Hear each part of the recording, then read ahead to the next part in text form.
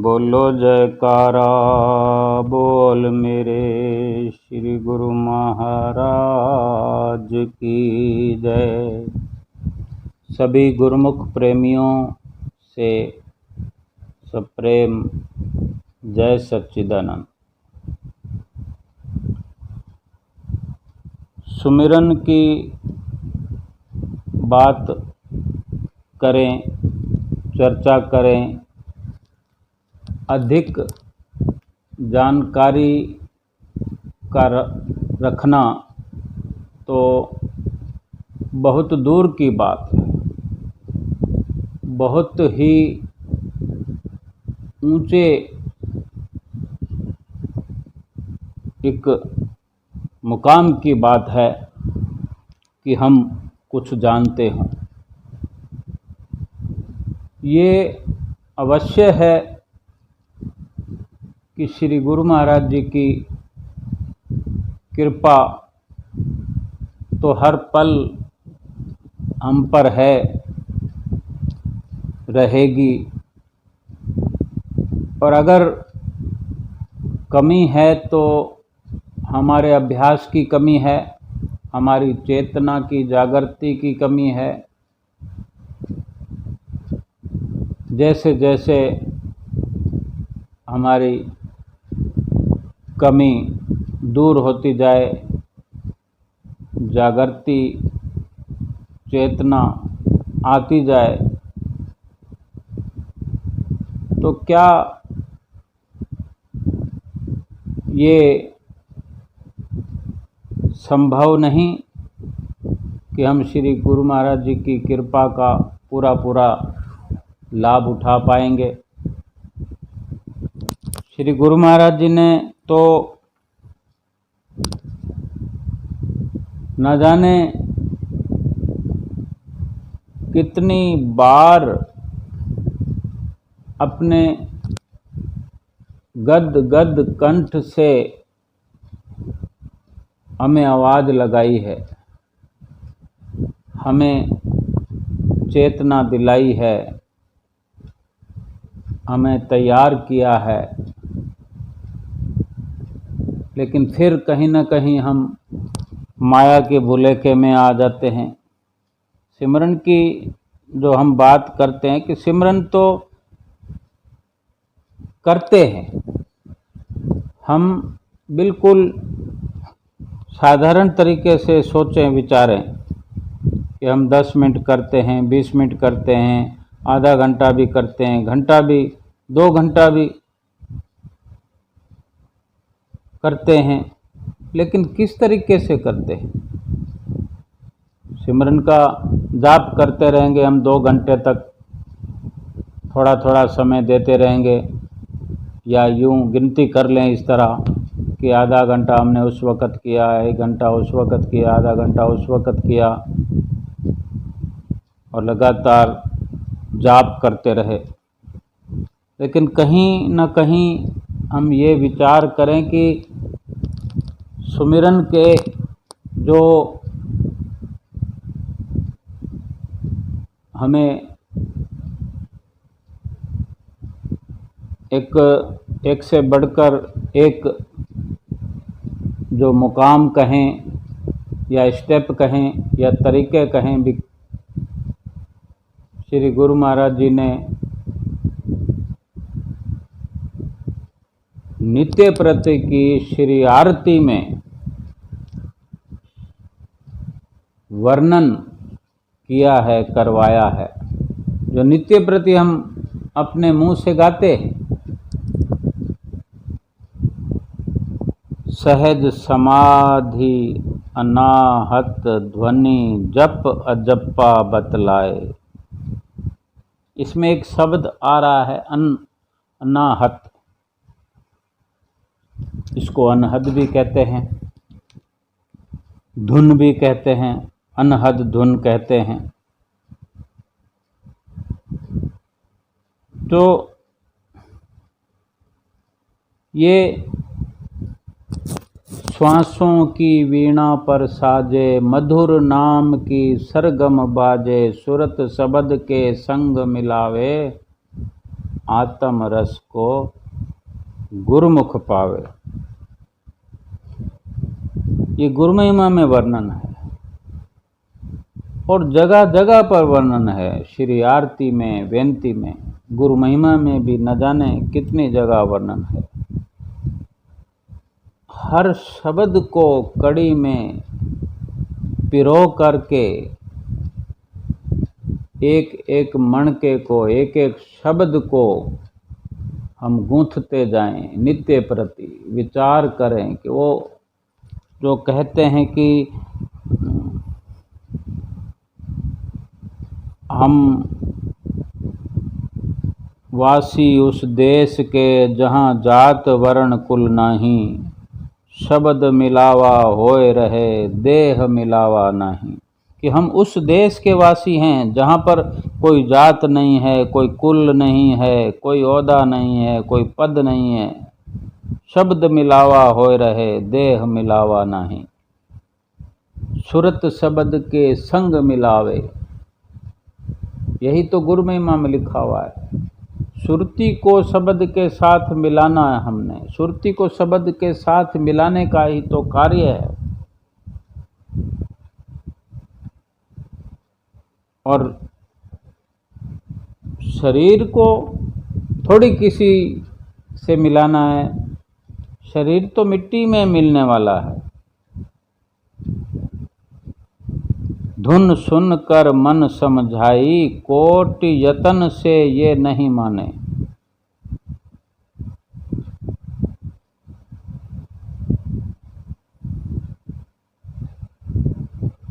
जो अनहद शब्द की बात करते हैं, ये संत महापुरुष चिताते हैं, समझाते हैं कि ये जो धुन है वो अपने अंतर में लगातार नित्य निरंतर हो रही है। हम चाहे सुने या ना सुने, वो तो हो रही है, होती रहेगी। फिर उसको कैसे सुने? जब उसको फिर दूसरे तरीके से भी समझाते हैं, आँख कान मुख बंद कराओ, अनहद झींगा शब्द सुनाओ।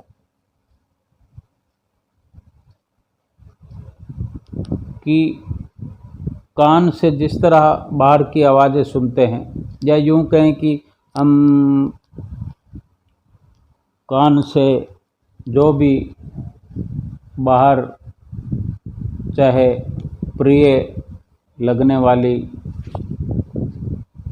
वाणी हो, कोई वचन हो, किसी भी प्रकार के सांसारिक हों, या कोई गाना हो, भजन हो, डीजे चल रहा हो।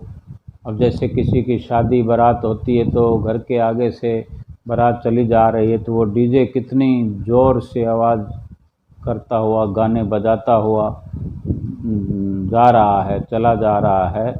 तो घर के अंदर बैठे हुए जो प्राणी कोई सीरियल देख रहे हैं, फिल्म देख रहे हैं टीवी पर, स्क्रीन पर, उनको कितनी बाधा पहुंचती है। और कुछ ऐसे भी घरों में जीव प्राणी हैं, नर नारी हैं, जो उस बारात में बजते हुए डीजे पर, उन गानों पर थिरकते हुए लोगों का नाच डांस देखकर मंत्र मुग्ध होने के लिए उठकर भाग जाते हैं बाहर दरवाजे की ओर, कि चाहे थोड़ा सा ही आनंद ले लें। अपने अंदर का अंदर आनंद छोड़कर बाहर की ओर भाग पड़ते हैं, कि जैसे कि वो आनंद अधिक लुभाने वाला है। और कुछ लोग जो अंदर बैठे हुए कुछ भी क्रिया कर रहे हों, उनको लगता है कि कब ये डीजे हमारे घर से दूर चला जाएगा और छुटकारा मिलेगा इस मुसीबत से जो कानों के पर्दे भी फाड़ दे रहा है। यानी अच्छा नहीं लगता। सबकी अपनी अपनी विचारधारा है और जो नाच रहे होते हैं, जिनको उस शादी के मंजर में, उस माहौल में आनंद प्रतीत हो रहा है, उसका क्या कहना है। उनको शुद्ध बुद्ध नहीं है, वो पूरा आनंद प्राप्त कर रहे हैं। इसी तरह जो सुमरन के अंदर हमें नित्य प्रति समझाया जाता है कि जब तक पूरा समय सिमरन में दिया नहीं जाएगा, अभ्यास में दिया नहीं जाएगा, तो वो धुन कैसे सुनाई देगी। और समय देने पर भी अगर धुन की पहचान नहीं हो रही है, समझ में नहीं आ रहा है, तो कहीं ना कहीं जो दिन भर बाहर की धुनात्मक आवाज़ें, जो बाहर के दृश्य और उन दृश्यों के साथ आवाज़ें और वो चित्तवृत्तियों में रमा हुआ बाहर मुखी माहौल जो लगातार होता है, फिर अचानक से सुमरन पर बैठ जाएं तो वही सब अपने मन मस्तिष्क पर घूमता रहता है। अगर लगातार अभ्यास करेंगे, अगर हम 1 घंटा बैठे हुए हैं, उससे भी ज़्यादा ज़रूरत है तो उससे ज़्यादा भी प्रयास करना है। टुकड़ों में भले करते हों, जिस तरह 2 घंटे सुमरन की आज्ञा है तो हम उसको टुकड़ों में करें और फिर उन्हीं टुकड़ों को जोड़ दें। 1 घंटा लगातार करें, फिर उससे भी अगर ज़्यादा ज़रूरत है 2 घंटे लगातार करें। तो 2 घंटे का लगातार अभ्यास अगर बाहर मुखी होकर जब जीव लगातार बाहर के गाजे बाजे, रंग रलियाँ, सुख दुख सब अनुभव करता है और उसकी आदत हो जाती है और आंखें बंद करने पर, अभ्यास करने पर वो सब नज़र आता है। और जब अंतर्मुखी सुरती करके जब अंदर की अभ्यास की आदत हो जाएगी, अंदर कुछ ढूंढने का प्रयास चालू हो जाएगा, तो क्या धीरे धीरे वो बाहर का हल्का नहीं होता जाएगा। और बाहर से जब सुरती अंतर्मुखी होगी तो वो अंतर अपने कुछ न कुछ ढूंढते हुए, और फिर इसके साथ ये भी है कि आँख कान मुख ढांप के नाम निरंजन ले, अंतर के पट तब खुले जब बाहर के पट दे। अंदर कहीं ना कहीं हमारी आँख बंद है, अंदर के कान बंद हैं और अंदर जो जिभा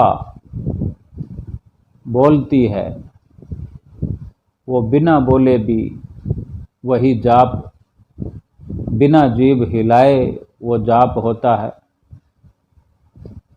तो वो अंदर का मुंह बंद है, तो बाहर से ये ढक देना है। आँखों को ढक दिया, आँखों को ढक दिया तो बाहर के दृश्य दिखने बंद, तो फिर अंदर की कार्रवाई चालू होती है। कानों को बंद कर दिया, एक समय ऐसा आता है कि आंखें खुली भी रहें तो अंदर के नज़ारे कनेक्टेड रह सकते हैं, कान खुले भी हों तो भी अंदर का जो सुनना है वो जारी रह सकता है। लेकिन वो एक बहुत अभ्यास की बात हो सकती है। लेकिन सर्वप्रथम तो यही है कि हमारा जो प्रयास है वो एक समय की सीमा को बढ़ाने के साथ हो सकता है। समय अगर बढ़ेगा तो उसका असर भी आएगा। जो सर्वप्रथम हमको ये करना चाहिए कि जब कान बंद होते हैं तो हम किसी भी वक्त कान बंद करके देखें तो कुछ ना कुछ परिवर्तन होने लगता है। और उसी कानों को बंद करते हुए कुछ समय व्यतीत किया जाए, फिर गौर से उस आवाज़ को ढूंढा जाए कि वो कौन सा अनहद शब्द है, उसकी आवाज़ कैसी है, उसी के बारे में सोचा जाए तो वो धुन धीरे धीरे पकड़ में आने लगेगी। वही अनहद शब्द है सहज समाध अनाहद ध्वनि जप अजप्पा बतलाए प्राणायाम की लहरें मेरे मन भाए। वो एक आनंद की अनुभूति होने का समय फिर आ जाएगा। हम समय दे नहीं पाते, 10 मिनट, कोई 20 मिनट, और कोई अगर ज़्यादा समय देते भी हैं तो धुन के बारे में, शब्द के बारे में विचार नहीं करते। जो पार लगाने वाली शक्ति है, जो सुमरन के अंदर सफलता दिलाने वाली शक्ति है, वो शब्द वही है, धुन है। मन को काबू करने वाली ताकत जो है वो शब्द में ही है। संतों की वाणी में शब्द धुन की महिमा कुछ इस तरह मिलती है। तू बैठ अकेला ध्यान धर तो मिले निशानी शब्द की। बिन शब्द उपाय ना दूजा, काया का ना छूटे कुजा। सुनता नहीं धुन की खबर, अनहद का बाजा बजता। शब्द शब्द की रेख कटाई, शब्द शब्द में जाए मिलाई। संतों महापुरुषों के जितने भी इशारे हैं अंदरूनी हैं, और अंदर का लाभ इंतजार कर रहा है हमारा कि हम अंदर झांक कर देखें तो सही। अंदर खजाने भरे पड़े, और हम बाहर जो सुख ढूंढते हैं वो झूठा है। बाहर जितनी भी कार्रवाई है वो सब, अगर उसमें बाहर, अगर बाहरी जिस तरह भक्ति को भी जिस तरह हम करते हैं, श्री आरती पूजा का गायन करते हैं, सेवा करते हैं, सत्संग सुनते हैं, सुनाते हैं, वो सब कहीं ना कहीं अंतर्मुखी होने में सहायक है। असल बात यही है कि सुरती को अंतर्मुखी करके अंदर के लाभ को प्राप्त किया जाए। अंदर जो अपने आप की पहचान करने की बात है, अपने निजी स्वरूप को, आत्म स्वरूप को समझने की, देखने की जरूरत है। यही लक्ष्य इस जीव का, इस मनुष्य जीवन का है कि अगर सच्चे सुख को प्राप्त करना है, फिर ये झूठे जो सांसारिक सुख हैं महत्वहीन हमारे लिए हो जाते हैं। सच्चा सुख जो मिलने लगता है, सच्चे सुख की जब परख होने लगती है, तो संसार के झूठे क्षण भंगुर सुख मूल्यहीन हो जाते हैं। जो अब तक मूल्यवान नजर आते हैं, संसार के रंगले बंगले, महल माड़ियाँ, रुपया पैसा, धन दौलत, मान पद प्रतिष्ठा वैभव, ये सब फीके फीके नजर आने लगते हैं। कि फिर ऐसा लगने लगता है कि अगर जो कुछ मिल गया तो ठीक है, न मिला तो ठीक है, हमारे पास तो शहनशाही खजाना हमारे सतगुरु देव महाराज जी की कृपा जो हम पर बरस रही है, जिन्होंने हमारी सुरती को अंतर्मुखी करा के अभ्यास की शिक्षा देकर, सुमरन की दीक्षा देकर जो हमें माला माल किया है, हम तो उसमें राजी हैं, उसकी रजा में राजी हैं। और जो बख्श दिया है सतगुरु ने, भक्ति का अनमोल खजाना जो हमारे अंदर भरा पड़ा है, जो उस तरफ हमारी सुरती को लगा दिया है, हम अपने आप में ही उस आनंद का अनुभव कर रहे हैं। संसार के किसी खजाने की ज़रूरत नहीं, किसी सुख वैभव की ज़रूरत नहीं, और कोई भी संसार की सुख सुविधा, मान प्रतिष्ठा, सब कुछ एक ना एक दिन मिट्टी में मिलने वाला है। लेकिन फिर भी जो प्रारब्ध है हमारा, वो हमें मिल के रहता है, उसके पीछे नहीं भागना। जो सुख सुविधा है वो प्रारब्ध के अनुसार मिलती है, तो वो अपने आप मिलेगी। और जो अपनी सुरती को अंतर्मुखी करता है, बाहर के सुखों को पीठ दे देता है, त्याग कर देता है, उनको वही बाहरी सुख अपने आप उनका पीछा करके, उस जीव का, उस गुरुमुख का पीछा करके वो सुख उसको मिलते हैं। और भक्ति की दौलत तो श्री गुरु महाराज जी की कृपा हो ही रही है, तो क्यों ना बाहर से अपनी सुरती को समेट कर अंतर्मुखी करके सच्चे सुख के साथ अपना ये लोक भी सुखी करें और परलोक भी सुहेला करें। बोलो जयकारा बोल मेरे श्री गुरु महाराज की जय।